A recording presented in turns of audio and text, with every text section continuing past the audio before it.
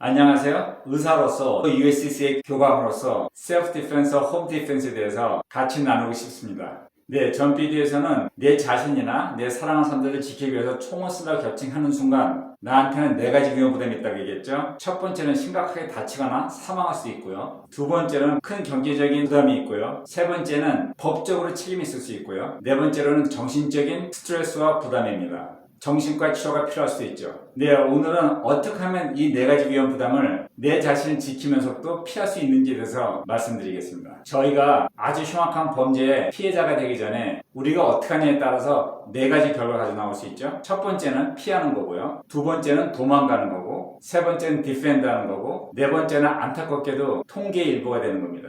네, 당연히 네 가지 중에 첫 두 가지가 제일 좋죠. 그것은 피하든지 도망가는 겁니다. 하지만 오늘은 이 네 가지에 대해서 다 말씀드리겠습니다. 네, 대다수의 분들은 피하고 도망가는 건 너무 당연한데 오늘 여기에 대해서 왜 말을 하지? 하지만 의사로서 병원에 들어온 피해자들과 같이 얘기해보면 바로 당하기 전에 뭔가 기분이 이상했고 느낌도 이상했고 그때 내가 돌아섰어야 되는데 그때 내가 피했어야 되는데 이런 얘기들을 꼭 하시죠? 하지만 마음속 한쪽에서는 괜찮아 너무 오버하지 마 이런 생각 때문에 계속 갔다고 합니다. 네, 맞습니다. 대다수는 오버한 거죠. 하지만 딱 한 번 잘못 걸리면 그것이 마지막일 수도 있고요. 아니면 정신적으로 육체적으로 아주 큰 손상을 줄 수 있습니다. 네, 당연히 많은 분들이 이 사는 환경이나 도시가 다르고 또 하는 일이 다르기 때문에 저로서는 제 개인적인 경험에서 이 네 가지 결과에 대해서 말씀드리겠습니다.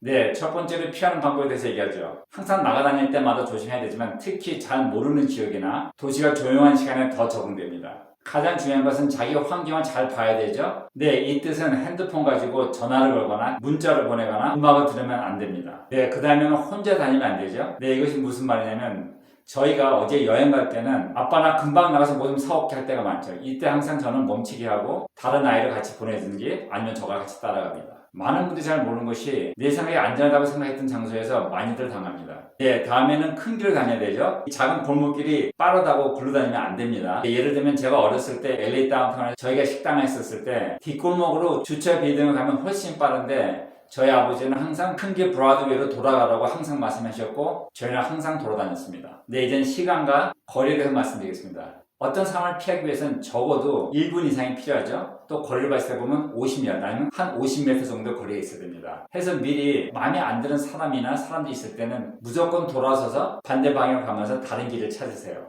네, 이때 남자들은 자기 자존심 때문에 이것을 좀 하기 힘들어하고요. 또 여자분들은 제 딸도 포함시켜서 뭔가 좀 미안하대요. 절대 미안할 게 없습니다. 또는 내가 잘 모르는 지역에서 이 나쁜 놈들이 숨어 있을 때를 잘 봐야 되죠. 뭐 예를 든다면 큰 쓰레기통이라든지 아니면 이 건물 코너 이럴 때 항상 지나갈 때는 좀 멀리 돌아가면서 인위적으로 그 지역을 보고 상황이 안 좋으면 도망갈 준비가 돼 있어야 됩니다. 네, 두 번째는 도망가는 거죠. 우리가 나쁜 상황을 도망가기 위해서는 적어도 시간이 5초에서 30초가 필요한다고 합니다. 거리를 봤을 때는 한 7m에서 50m 사이죠. 네, 이 시간은 상당히 중요합니다. 이 시간을 어떻게 하느냐에 따라서 아주 큰 불행을 피할 수 있죠. 네, 이 상황은 내 생각에 위협이 있다고 느낄 때입니다. 그 상대가 정말 범죄인지 아닌지 모르겠지만 내 느낌에는 뭔가 안 좋다는 거죠. 이럴 때는 빨리 생각을 하고 돌아서서 반대로 가든지 아니면 거리가 가까울 때는 무조건 달리든지 아니면 사람이 있는 건물로 빨리 들어가야 됩니다. 네, 제 예를 잠깐 든다고 하면 저희 식구가 3년 전에 유럽에 놀러 갔을 때 새벽 일찍 맛있는 빵을 사오는 책임은 저와 제 딸이었습니다. 해서 아침에 해가 뜨기도 전에 꼼꼼하게 나갔죠. 이때 도로에는 차도 없고 사람도 없었습니다. 한 번은 이 길을 걸어가는데 이 건물 바로 코너에 유리가 있었기 때문에 보였지만은 한 사람이 서 있는 거예요. 이때 저는 빨리 제 딸 손을 잡고 차길을 빨리 건넜죠. 했더니 딸은 아빠 왜 그래? 그랬을 때 저 건물 돌아서서 사람이 하나 서 있다고 하고 저희가 지나갈 때 뚜렷이 봤더니 핸드폰을 들고 있더라고요. 네, 이 사람이 범인이 아니고 그냥 핸드폰 들고 통화할 수도 있죠. 하지만 또 범인이 핸드폰 들고 있는 척 할 수도 있습니다. 어떤 게 됐든 간에 그 상황에서 도망가는 것이 중요하죠. 네, 또 한 번은 아이들이 어렸을 때 DC에 가서 구경을 시컨하고 집에 가려고 했을 때 DC 주차하기 쉽지 않기 때문에 항상 약간 멀리 세워놓죠. 식구들과 같이 차로 가는데 남자 3명이 차길 건너에서 기도를 들고 저한테 뭘 물어보려고 하는 걸 보고 저는 한 손을 호주머니에 넣고 계속 뒷걸음하면서 나는 이쪽 지역에 안 살기 때문에 몰라 했더니 서로 이렇게 돌아보고 그냥 가더라고요. 또 제 아내는 성국씨 왜 그래 그러는데 저 사람들이 정말 길을 모르는 사람일 수도 있고 범죄인일 수도 있기 때문에 거리를 뒀다고 했더니 그때 이해하더라고요.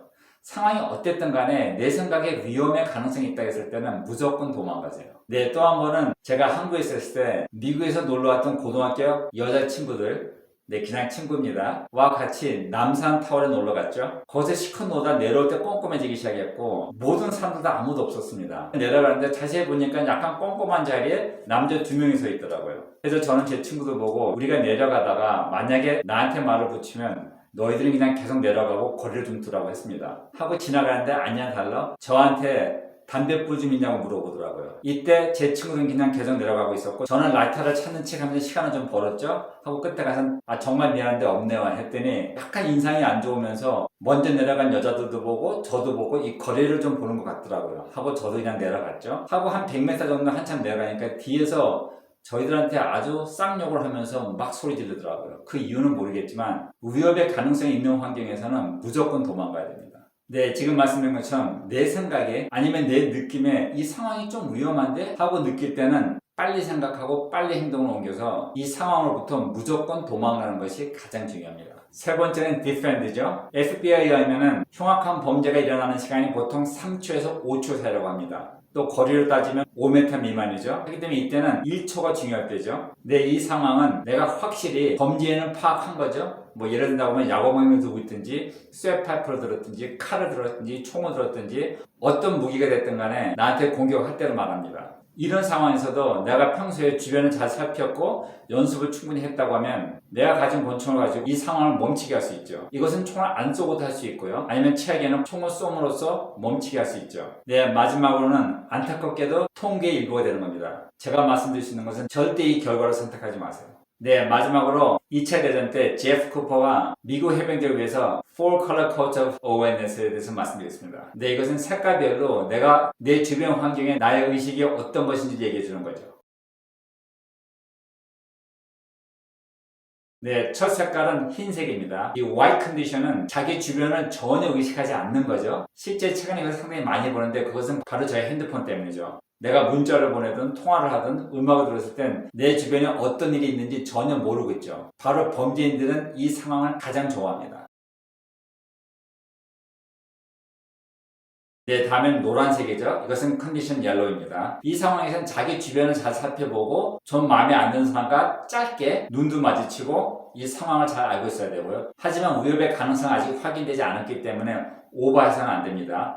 뭐 예를 든다면 누구를 계속 째려본다든지 아니면 자기가 권총을 가진 것을 의식하면서 행동으로 나온다든지 하지만 만약 생각해서 상황이 안 좋아지면 피할 방법과 도망갈 수 있는 길을 생각해야 되죠. 또 아셔야 되는 것은 총을 컨실 캐리 한다고 하면 우리는 항상 컨디션 옐로우에 있어야 됩니다. 네, 다음에는 오렌지색이죠. 컨디션 오렌지입니다. 이 상황에서는 내가 위협의 가능성을 본 상태죠. 확인은 안 됐지만 이때는 최대한 빨리 피하든지 도망가야 됩니다. 또 정신적으로 필요하면 내 총을 뺄 수 있는 준비는 돼야 되죠.